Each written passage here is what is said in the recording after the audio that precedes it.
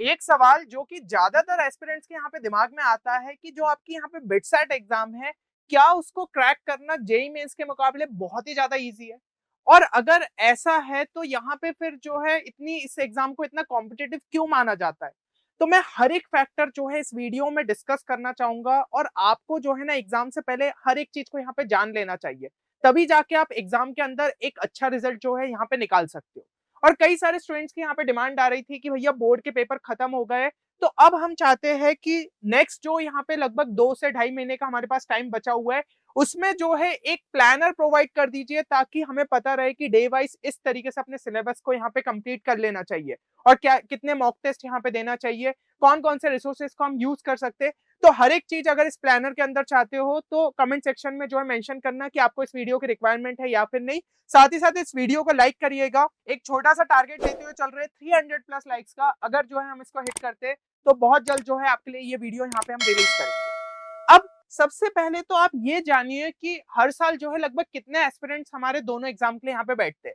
तो अगर मैं जेईई मेंस की बात करूं तो वो तो मेरे हिसाब से आपको पता है 13 से 14 लाख जो है हमें एस्पिरेंट्स देखने को मिलते हैं। और अगर हम बिटसेट की बात करें तो 3 से 3.5 लाख जो है एस्पिरेंट्स हमें इस एग्जाम के लिए यहाँ पे देखने को मिलते हैं।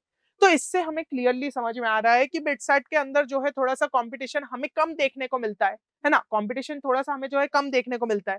अगली चीज ये हो जाती है कि अगर मैं यहाँ पे टाइम की बात करूं कि आज से जो है आपके पास कितना टाइम बच रहा है बिटसेट एग्जाम के लिए, तो देखो एक बात तो ये हो गई कि जेईई मेंस के लिए अब सिर्फ एक अटेम्प्ट बचा है, सेकंड अटेम्प्ट ही बचा है, और उसके लिए भी केवल 20 से कम दिनों का हमारे पास टाइम है।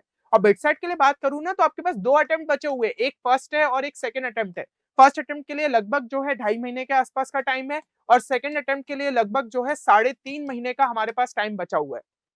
तो यहाँ पे आपको क्लियरली समझ में आ रहा है कि जो सिलेबस है उसको आप जो है इतने गिवन टाइम के अंदर अच्छे तरीके से यहाँ पे कर सकते हो। और अगर कोई स्टूडेंट यहाँ पे जेईई मेंस के लिए उतने अच्छे से तैयार नहीं है तो नेक्स्ट 20 दिन में भी वो शायद उतना अच्छा नहीं कर पाए। और जनरली हमें ये देखने को मिलता है कि अप्रैल अटेम्प्ट और ज्यादा कॉम्पिटिटिव रहता है। तो समझदारी इसी में रहेंगी कि जिन स्टूडेंट्स का यहाँ पे कम परसेंटाइल बना और वो बोर्ड्स की वजह से जो है जेईई मेंस पे यहाँ पे ज्यादा फोकस नहीं कर पाए थे, तो उनको जो है अपना पूरा फोकस यहाँ पे बिटसेट पे शिफ्ट कर लेना चाहिए, क्योंकि इस गिवन टाइम के अंदर इस एग्जाम को क्रैक करना प्रैक्टिकली ज्यादा यहाँ पे पॉसिबल है। और अगर आप जो है सही रिसोर्सेज के थ्रू वर्क करोगे ना तो इस एग्जाम को और आराम से यहाँ पे क्रैक कर सकते हो।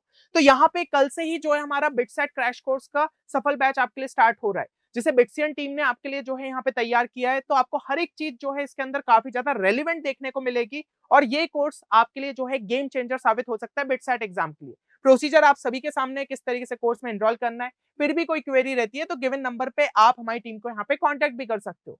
अब यहाँ पे नेक्स्ट अगर हम देखें एग्जाम पैटर्न की बात कर लेते, तो भाई देखो एग्जाम पैटर्न के लिए अगर मैं बात करूं तो जेईई मेंस के अंदर सबसे पहले बात करते हैं। यहाँ पे जेईई मेंस के अंदर हमें जो है ऑब्जेक्टिव टाइप क्वेश्चन देखने को मिलते हैं। साथ ही साथ यहाँ पे जो है हमें न्यूमेरिक टाइप क्वेश्चंस भी जो है पूछे जाते हैं, जिसके अंदर जो है आपको यहाँ पे ऑप्शनल क्वेश्चंस भी नहीं देखने को मिल रहे थे।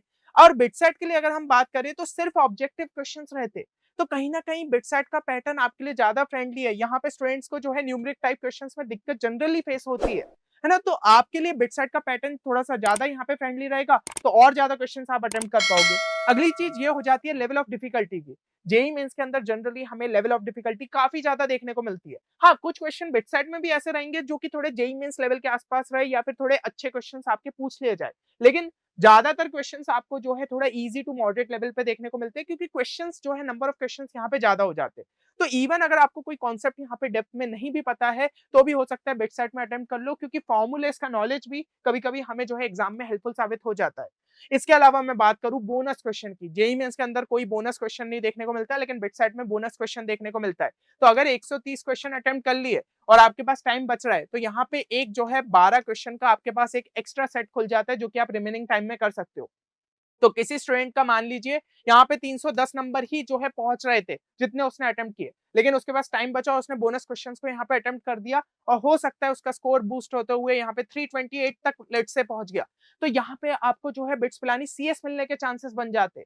तो ऐसा बहुत सारे स्टूडेंट्स के साथ होता है कि वो बोनस क्वेश्चंस के थ्रू जो है अपनी मन पसंदीदा ब्रांच तक यहाँ पे पहुंच जाते। हाँ, उसके भी अपनी रिस्क रहती है, ऐसा नहीं है कि बोनस क्वेश्चन हमेशा अटेम्प्ट करना हमारे लिए जो है सही रहेगा। तो उसके लिए भी मैं एक सेपरेट वीडियो आपके लिए लेके आऊंगा कि बोनस क्वेश्चन हमें किस सिचुएशन में अटेम्प्ट करना चाहिए या फिर नहीं करना चाहिए।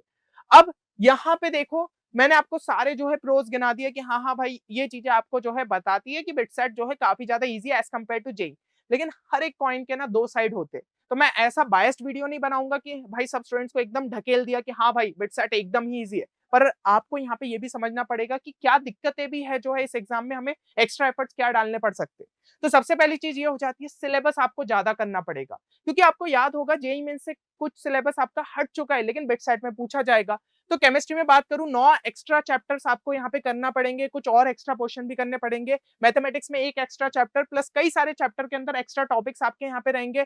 फिजिक्स के अंदर भी कुछ एक्स्ट्रा टॉपिक्स है, तो ये सब आपको करना पड़ेगा क्योंकि जेईई मेंस से भला ही हट गया हो लेकिन बिटसेट में पूछा जाएगा। इसके अलावा भाई आप अगर बात करो कि इतने पोर्शन में टाइम कितना लगेगा, तो देखो अगर जेईई मेंस के टाइम पे तो ये ऑब्वियसली आपने नहीं देखा होगा, तो अलग से 15 दिन तो डेडिकेट करने ही पड़ेंगे, क्योंकि समझ रहे हो 10 तो पूरे पूरे चैप्टर है और कुछ टॉपिक्स भी है, तो उनको करते करते 15 से 20 दिन का टाइम तो आपका इसके अंदर ही चला जाएगा। पर अगर आप जो है हमारे क्रैश कोर्स में एनरोल करते हो तो इसकी दिक्कत ही नहीं है आपको, क्योंकि इसके पूरे डेडिकेटेड लेक्चर्स मिलेंगे और कहीं जाने की जरूरत ही नहीं पड़ेगी। तो वहां पे जो है स्टूडेंट्स को यहाँ पे काफी फायदा हो जाता है। और नेक्स्ट बात करूं तो एक एक्स्ट्रा सेक्शन भी यहाँ पे आपको देखने को मिल जाता है, एलआर इंग्लिश। तो भैया अगर उसकी तैयारी नहीं करके जा रहे हो तो आप समझ रहे हो लगभग 1/4 वेटेज का जो है आप छोड़ के चले जाओगे। नहीं भैया, ये बहुत ही स्कोरिंग जो है सेक्शन रहता है, थोड़ा सा आपने प्रैक्टिस कर ली ना, इसके लिए कोई ऐसी प्री रिक्विजिट स्किल्स आपको रिक्वायरमेंट नहीं रहती। तो इसको जो है प्रैक्टिस से बहुत अच्छे से अटेंड किया जा सकता है, और कोर्स के अंदर इसके भी हमने काफी क्वेश्चंस यहाँ पे प्रैक्टिस कराए, डेडिकेटेड लेक्चर्स आपको देखने को मिल जाएंगे। तो कोर्स का मैं इसलिए क्यों बार बार बोल रहा हूँ, क्योंकि स्टूडेंट्स के लिए सही में जो है काफी ज्यादा फायदेमंद साबित हो सकता है। अगर आपको लास्ट में ये नहीं समझ में आ रहा है कि मैं कौन से रिसोर्सेज के पीछे भागूं, इधर उधर डिस्ट्रैक्ट हो गए, तो उससे अच्छा एक फुल फ्लेजेड कोर्स के साथ लग जाओ और पूरे एफर्ट्स अपने उसके साथ डाल दो, तो सिलेक्शन आपका यहाँ पे पक्का हो सकता है।